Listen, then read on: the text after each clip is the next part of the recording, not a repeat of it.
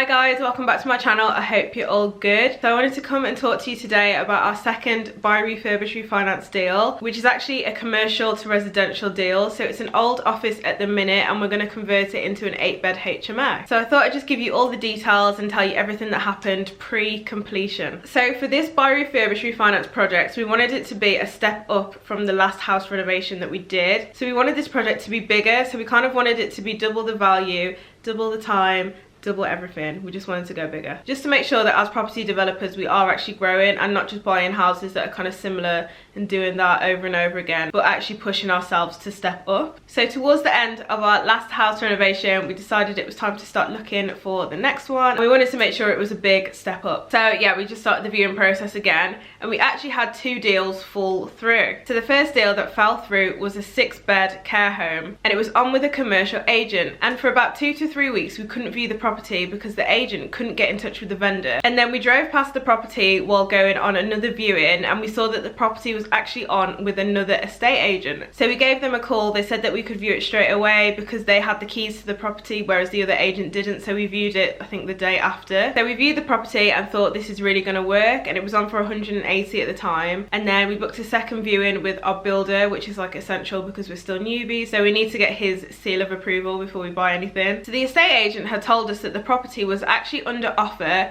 but it wasn't going to go through because the buyers were dragging their feet. So we thought, okay, it's open to us. So the property was on for 180 and we put an offer forward for 157, which the estate agent said he would pass to the vendor and then get back to us on Monday. Then the following Monday, the estate agent contacts us and said that the vendor has decided to stick with the original buyer and they're actually going to complete that week. And we were like, that week? So we kind of think that the estate agent got us in to try and put a little bit of pressure on the other buyers and see if they could potentially get a higher sell. So then that one fell through. I mean, obviously we weren't really that attached to it, so yeah, one of them ones. Then the next property we saw was an office. It actually used to be used as an accountancy firm, and this property would have been 6 doubles and 1 single, and from a planning perspective it was the class A1. It kind of looks like it was just a house, but it was next to like a shop, a restaurant and a warehouse and things like that, so it looks like a house that was just in a commercial area. So because of all that and the planning class, there was always a risk that we wouldn't actually get the planning on that one because it was in such a commercial area. But we still went and viewed it anyway, and we also had a second viewing with our builder. So the property was on for 210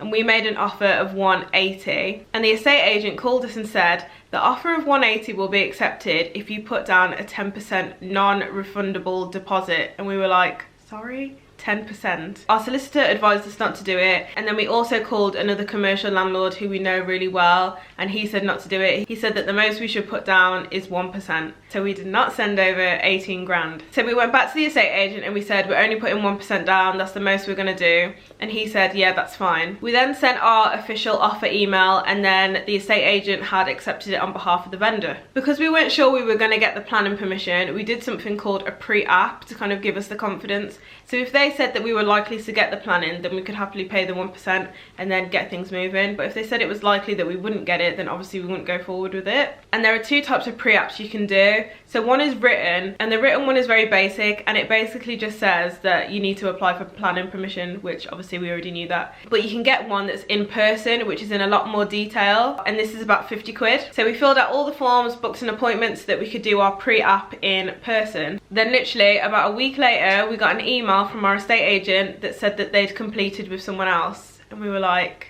sorry? You asked us to put down 18 grand the other day and you've just completed with someone else. So I kind of think that the estate agents were playing games, to be honest. I think that we never could have had those properties. They just kind of used us to kind of put pressure on and shivvy things along, or potentially to just get more money out of the deal. But yeah, so life lessons, eh? So at this point, because we've had 2 deals fall through, I'm livid and I'm really ramping up the property search. We viewed a few others, but they just weren't right. We did end up viewing a few residential ones, but we were like, nah, we want to stick with commercial now, like this is our thing. So yeah, we just really ramped up the search and we were just looking and looking and looking. And I was literally on Rightmove every half an hour. I was checking it like religiously. And because I was on Rightmove so much, I knew exactly how many listings were on there. So then when one got added and one got taken off, I knew straight away because I was like, I know the number, and it was about 17. We're very specific about our area and we really want to niche down, so exploring other areas wasn't really in the picture at that point. And then I saw that a new property had literally just gone on, and it literally had one picture of the outside, no floor plan, but what it did have is details of all the room measurements. So I'm looking at these room measurements and I'm like, this place must be pretty big. But I'm like, okay, this could work. But obviously you can't get too excited with property because you can get let down very easily. So I saw this property at about 5 in the evening, and then I texted to my mom and said, look at this, I think this could really work. And then she was like, yeah, let's book a viewing on it. So I called the estate agent, but they were closed, so I said that I'll book the viewing tomorrow. So because she lives literally 2 minutes away from the property, she decided to drive past it that same day just to really size the property up and work out exactly where it was and things like that. And when she drove past, she saw that there was a poster with a for sale sign with the vendor's phone number. So she called him and then they had a chat, and we booked a viewing for the next morning, and we actually decided to take our builder with us straight away because we kind of had a gut feeling that it could really work, so we just didn't want to waste any time. Obviously because the deals had fallen through before, we're getting quite impatient now. So the property was on for 150, and he said that the lowest he would accept is 125, and we thought 125 was a great deal. The numbers stacked, so yeah. I literally found this property within half an hour of them putting it on Rightmove, and then they took it off the following day. So we put in a formal offer with certain conditions,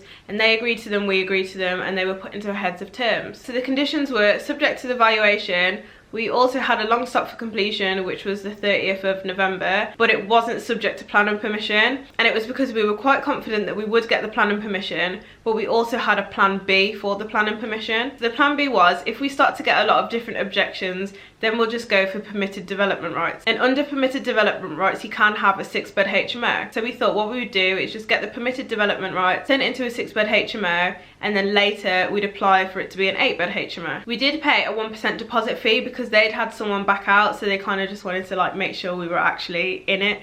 So yeah, we did pay a 1% fee. So the planning application we put in was to change it from B1 offices to something called sui generis, which is for HMOs with 7 beds or more. So that's what we went for. So we needed floor plans for the planning application. So we went and measured up, and then we drew up the floor plans using floorplanner.com. And we planned out the existing and then worked out the layout for an 8-bed HMO. So we shared our plans with our planning consultant so that he could start the application off. But we did end up having to have professional plans done. So we used someone that we'd found on Upwork, and she did the floor plans for our previous house renovation, so we knew that we could trust her. So she drew the floor and elevation plans, and then this all got sent with our application. The bridging company that we used for our first house renovation had actually got back in touch with us and asked us if we had any deals on the go, and we were like, well, yes, actually we do now. So we had both the planning and the bridging application on the go, and then it was time to get the valuation from the bridgers. So he valued the property as a straight commercial property, ignoring the fact that we were going to turn it into a residential HMO. So what he did is use comparables in the area of commercial properties that had been sold or that had been left, and then he worked out the price per square metre and then just applied it to our property. The problem with the valuation was there wasn't actually that many comparables at the time. So the valuer used a light industrial unit as the comparable, and a light industrial unit is like a workshop. And this was like the main basis of his comparison, and we were like, they're nothing like each other.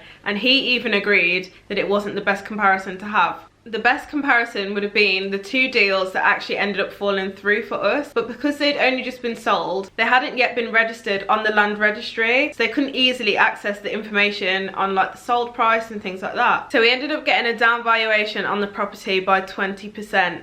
So the valuation came in at 100 grand. We tried to get the valuation overturned, and at this point we started looking into development finance because we were thinking that that can kind of make up for the shortfall. Once the land registry had updated, the valuer asked us to send him the comparable so we could take a look at it, and he agreed that he would revisit the valuation. Based on the new comparables, he agreed that the property would be worth 125, and he took into consideration our development plans. So you'd think, oh yay, we have a higher valuation now, let's get going. But no, the bridging company weren't prepared to change their offer. I think with all this Brexit shambles and whatever, no one really knows what's going on, so they probably didn't want to take the risk that it was actually worth 125. So yeah. So yeah, they just wouldn't change the offer at all, and we were just like, what are we gonna do now? We did potentially think the deal would actually end up falling through, mainly because of the timeline, but we managed to find an investor who made up for the shortfall. Meanwhile, we were calling the planning office regularly to see how the planning consultation was going. So our planning application had been given an 8-week deadline before they needed to make a decision, which it was definitely longer than 8 weeks, but there we go. The first 3 weeks of that are for the general public to raise any concerns that they have and make any comments. So if your neighbour doesn't like like the plans, they're allowed to raise that and say what they think. And at the same time, the various departments in the council have to make a comment on your application. So it could be like the drainage department or the environmental department. They have to make a comment on it. So 3 weeks in, we checked with the planning office and they said that there was no concerns raised. And then we checked in again at 6 weeks and there were actually concerns that had been raised. Our planning consultant just hadn't passed it on to us. He literally just said he hadn't received them, but he obviously had. I think they literally just ended up in his junk folder in his email, and then, yeah. So we had 3 main concerns. One was from a neighbour, and they said they would prefer to see the property turned into flats instead of a HMO. And we went back and said it's a professional house share. You can tell by the tenants that we've got in our other property that there is just professionals in there. There's not going to be any riffraff. Then we also had an objection by the town council, and they wanted us to submit the plans for the bathrooms, literally with all the fittings in and everything, because they just didn't believe it could work.